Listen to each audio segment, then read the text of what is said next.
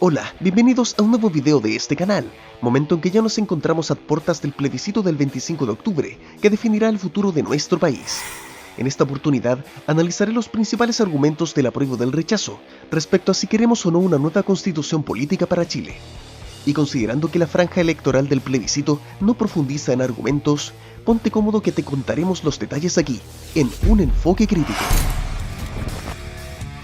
Pero no olvides darle like en caso de gustarte el video y suscribirte para estar atentos a nuevos contenidos. Y sin más preámbulos, comencemos. Aunque primero una importante pregunta, ¿sabes qué es una constitución política? Una constitución puede describirse como la carta fundamental de un país, la madre de todas las leyes, y es el documento que define las reglas fundamentales a partir de las cuales se organiza nuestra sociedad y cómo se administra el poder en nuestro país. Es por esta razón que es tan relevante este proceso, por lo que si aún estás indeciso, quédate hasta el final y saca tus propias conclusiones. Así que comenzaremos con los argumentos del apruebo, que son los más complejos de analizar. Primero, descomprimir la tensión ciudadana mediante un nuevo pacto social. En primer lugar, uno de los objetivos más elementales del apruebo y que de hecho fue una de las principales causas del acuerdo por la paz social y la nueva constitución está relacionado con descomprimir la tensión ciudadana que se desata en Chile a partir de octubre del año pasado, estallido social como nunca antes se había visto a lo largo del país, a través de diversas movilizaciones violentas y múltiples convocatorias pacíficas a nivel nacional. Por lo que a pesar de que el proceso constituyente no evitará que continúen las movilizaciones, sí se espera que se reduzca en parte esta pulsión a nivel general y el nivel de violencia durante la redacción de una nueva constitución, que busca en definitiva generar un nuevo pacto social a través de la vía democrática. Legitimidad de origen de la Carta Fundamental. El segundo argumento guarda relación con la cuestionada legitimidad de la actual constitución política chilena, cuyo anteproyecto fue redactado por la Comisión Ortúzar, integrado tan solo por 8 miembros designados por la Junta Militar durante la dictadura de Augusto Pinochet, presidida además por Enrique Ortúzar, de ahí su nombre, y con importante participación de Jaime Guzmán. Este texto fue promulgado en octubre de 1980 posterior a la ratificación mediante un cuestionado plebiscito el 11 de septiembre de ese mismo año, el que se desarrolló sin registros electorales y en un contexto donde se mataba y torturaba a los opositores, deslegitimando completamente todo este proceso. Y a pesar de haber sido reformada unas 52 veces a la fecha, siendo modificados 257 artículos en total, dentro de los cuales las modificaciones más conocidas fueron en 2005 bajo el gobierno de Ricardo Lagos, eliminando senadores designados y vitalicios, modificando el Consejo de Seguridad Nacional, entre otras 56 reformas, y también la eliminación del sistema binominal en el 2015, bajo el gobierno de Michelle Bachelet, se sigue manteniendo a la fecha el corazón del modelo económico impuesto en dictadura, el sistema neoliberal catalogado por muchos como un capitalismo extremo a diferencia de muchos países capitalistas del primer mundo, además de las restricciones legales por medio de altísimos quórums, excesivas atribuciones del Tribunal Constitucional, entre otros aspectos que son ampliamente rechazados por una importante parte de la población. Por lo tanto, redactar una nueva constitución a través de una convención constituyente o mixta legitimarían el proceso desde su génesis, al redactarse y ser aprobada también en forma democrática, aunque sea representativa, a causa del sistema electoral que se llevará a cabo. Tercero, reforma profunda al Tribunal Constitucional. Para quienes no lo sepan, el Tribunal Constitucional es un órgano del Estado chileno autónomo e independiente, o al menos en teoría, cuyo rol principal es asegurar que las leyes, normas y resoluciones dictadas respeten la Constitución vigente. Hasta aquí todo bien, y parece muy razonable que exista este tribunal, ya que es importante que se vele por el cumplimiento de la Constitución. Adicionalmente, este tribunal fue creado en 1970 por Eduardo Frei Montalva, aunque fue disuelto en 1973, refundado en 1980 y reformado en 2005, pero en definitiva no fue creado por Pinochet en primera instancia. Entonces, ¿por qué tanta polémica con este tribunal por parte de la centroizquierda chilena? El problema radica en que finalmente no es un órgano tan independiente como se pinta, ya que muchos de sus integrantes se nombran por cuoteo político, en donde 3 de los miembros son elegidos por la Corte Suprema, 3 miembros son designados por el mismo presidente de la República, 2 miembros son elegidos por el Senado y 2 miembros son propuestos por la Cámara de Diputados y confirmados por el Senado, sumando 10 en total. Entonces, no es un comité de expertos completamente independiente, por lo que sus veredictos dependerán siempre de quienes integren el Tribunal Constitucional, restando la objetividad. Y de hecho, para emitir un decreto deben votar entre los mismos miembros como si fuera una tercera cámara. Pero lo que resulta más complicado es que los fallos son bastante subjetivos, contradictorios, las interpretaciones de la ley son muchas veces cuestionables, operando fuera de sus competencias, y lo peor de todo esto es que sus determinaciones son inapelables. Entonces, con lo difícil que es ponerse de acuerdo en el Congreso, el Tribunal Constitucional ha obstruido muchos proyectos de ley en forma muy cuestionable, y es así como hemos visto declarar inconstitucional un proyecto que daba más atribuciones al CERNAC para sancionar a las empresas que abusen de los consumidores, quedando como un león sin dientes, argumentando que no era factible que la misma institución fuera juez y parte del proceso, desconociendo que, por ejemplo, el Seremi de Salud, que depende del Ministerio de Salud y por lo tanto del Ejecutivo, también trabaja de ese modo y opera perfecto, contando con un área jurídica, un departamento de acción sanitaria entre otros, y al fiscalizar cursa sumarios sanitarios y emite sanciones, o inclusive cierre de establecimientos, por lo que no se entiende la resolución del tribunal. O peor aún, lo que ya resulta demencial en nuestro país, en medio de toda esta tormenta social, se declaró inconstitucional la multa cursada a Julio Ponce Lerú por $62 millones, tras su participación en el caso Cascadas, ya que se declaró inconstitucional multar al yerno de Pinochet por el tercio del monto reclamado, un fraude de más de $128 millones, rebajando la multa a tan solo $3 millones, es decir, una rebaja de un 95%. Y así con muchos otros casos, al rechazar la derogación de la tabla de factores para la fijación de precios de las ISAPRES, las trabas iniciales para el retiro del 10% de los fondos de pensiones a causa de la pandemia, intervenir el Código de Aguas, prohibir la pesca de arrastre de la merluza común, entre muchos otros. Entonces, ¿cómo mejoraría el Tribunal Constitucional con un cambio en la Constitución, limitando sus facultades, generando mecanismos de control para que solo opere dentro de sus competencias y que sus integrantes sean completamente independientes de los partidos políticos, con impecable trayectoria y que opere como en todo el mundo lo hace, solo para casos excepcionales y donde sea claramente evidente la vulneración de las leyes de la Constitución política? Cuarto, mayor celeridad en las reformas. A pesar de que el proceso constituyente tomará unos 2 años en total y que probablemente tardarán aún más la implementación de diferentes reformas en caso de aprobarse una nueva constitución, esperar que el Congreso se ponga de acuerdo para conseguir las reformas que una gran parte de la sociedad espera, sobre todo en aspectos que pudieran tocar el sistema de salud, las pensiones, la industria farmacéutica o al Tribunal Constitucional, podrían tardar mucho más tiempo en concretarse. No podemos olvidar que en eliminar a los senadores designados y vitalicios se tardaron 15 años y para eliminar el sistema binominal más de 20 años.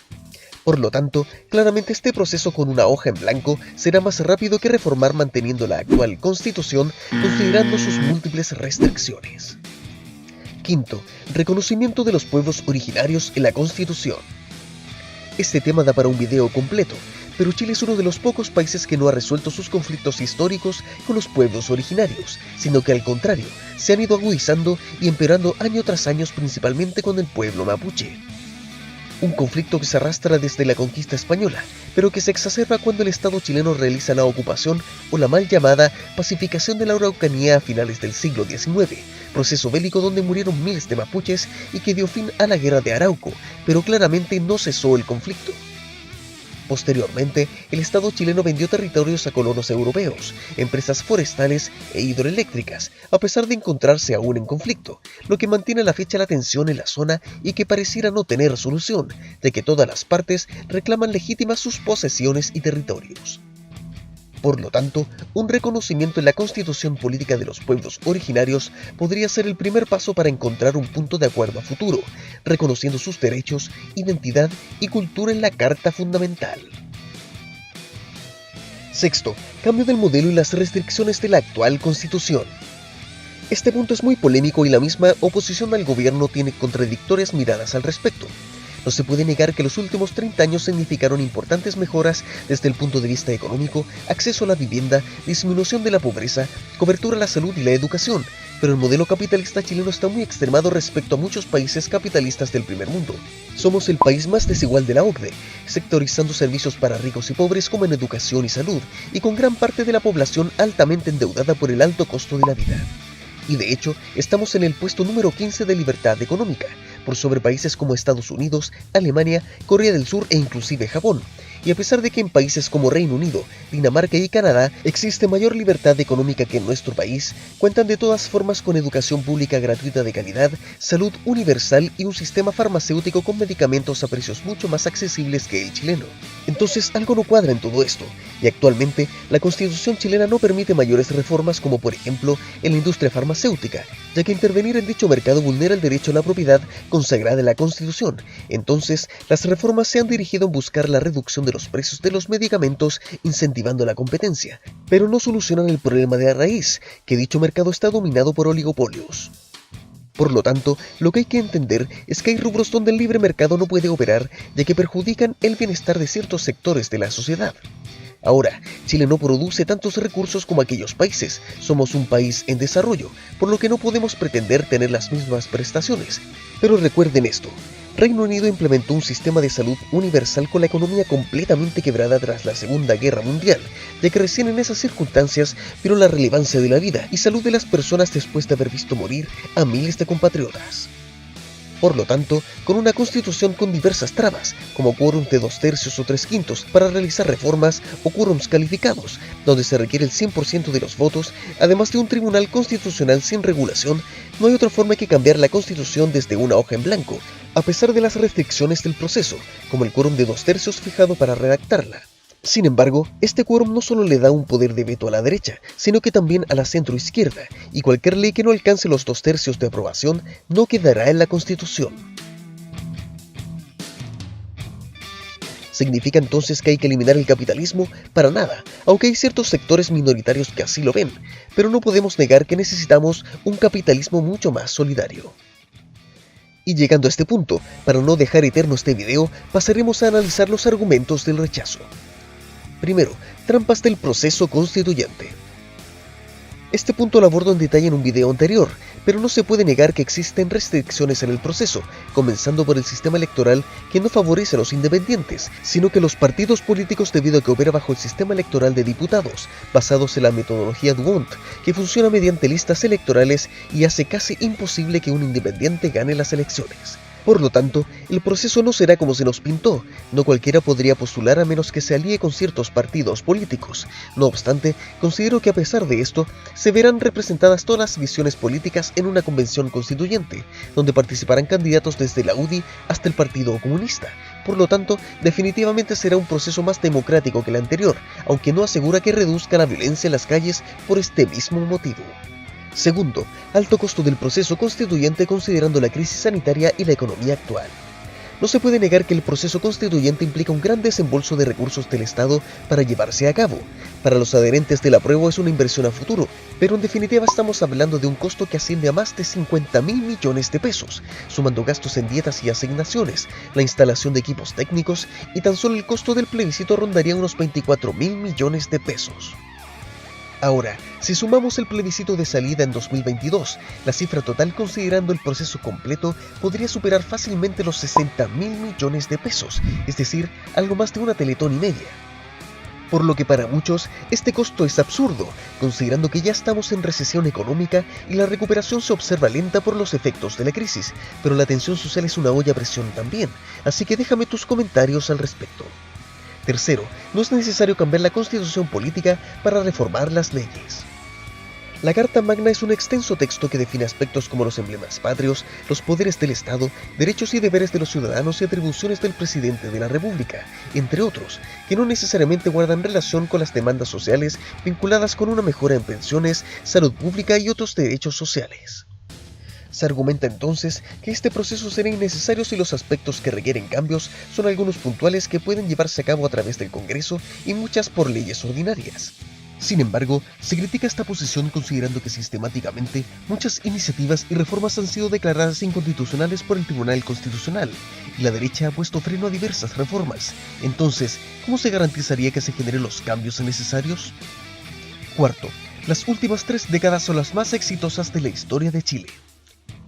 Este punto lo mencioné anteriormente, y no puede negarse el importante crecimiento económico de Chile en relación a otros países en la región, mejorando el acceso a la vivienda, disminución de la pobreza, cobertura a la salud y educación, acceso a diversos productos y servicios, etc.